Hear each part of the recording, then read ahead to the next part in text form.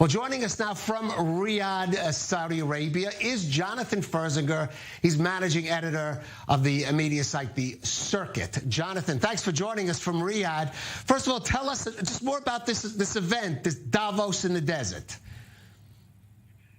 So, Calev, great to be here. This event has been going on for 6 years, and it was really originated to be a showcase of change in Saudi society.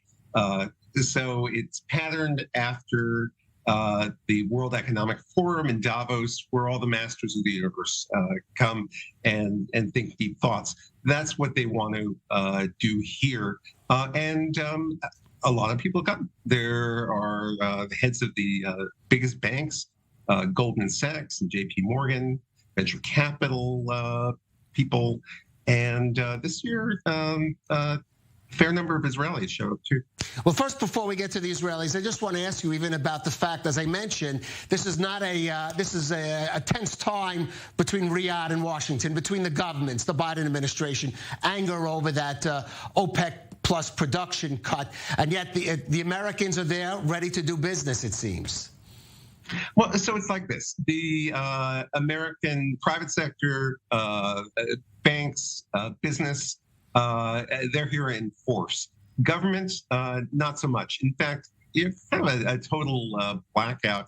And in the past, the Biden administration sent an assistant secretary of state, commerce. This time, not even the acting ambassador showed up. So it's clear that there is tension there. And what's also interesting is that into this vacuum comes veterans of the Trump administration. So Jared Kushner was there, and the former Treasury Secretary Steve Mnuchin. They both have hedge funds, private equity funds. And they're doing business in Saudi Arabia. Interesting, not surprising though. But let's talk about the Israelis that are there, because certainly that is something new, at least being openly so, and of course one even being invited to speak. Yeah, and not just one. There were actually, I counted 4. And so you had Samer Haji Yahya, who is really one of the forces in Israeli finance, head of the biggest bank, Bank Leumi, and he was discreet. He didn't really, just the fact that he was there representing an Israeli bank spoke volumes. And he said that he was eager, the bank was eager to do business in the region. Later, he was surrounded by reporters and didn't want to go off script. So he didn't elaborate on everything. But also John Medved, the head of Our Crowd, the venture capital platform, he spoke on a panel about VCs and spoke about being an Israeli. And he has a lot of business that is developing here. There were CEOs from startups. There were other venture capitalists, and one of the most interesting people that I spoke to was Asher Bennett. Asher Bennett is the founder of an electric truck maker in England, and he also happens to be the older brother of Naftali Bennett, former prime minister. That is interesting.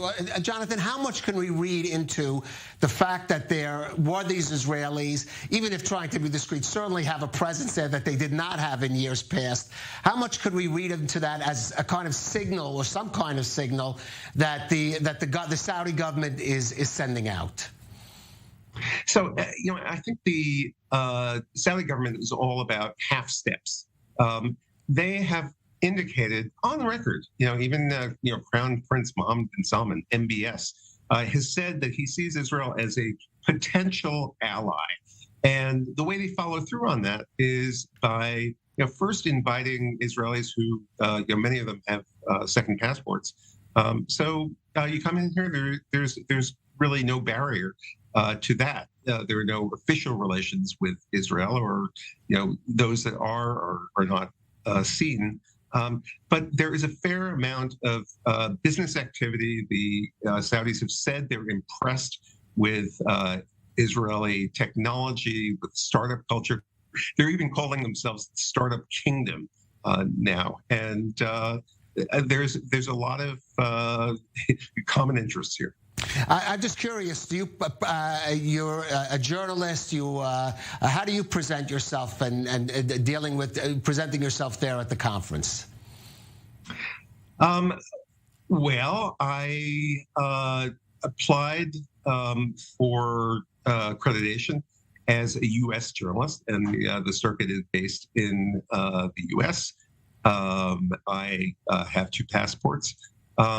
And when I talk to people, I'm fairly straight about where I live, and a lot of other people are too. And it really is interesting to the people who live here, to the Saudis.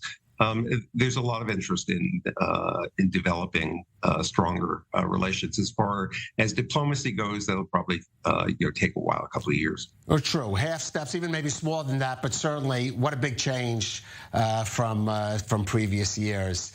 Jonathan Ferzigei of the Circuit joining us from Riyadh, Saudi Arabia. That's a change in and of itself these days. Thank you for joining us on I-24 News. Thank you. Thanks for having me.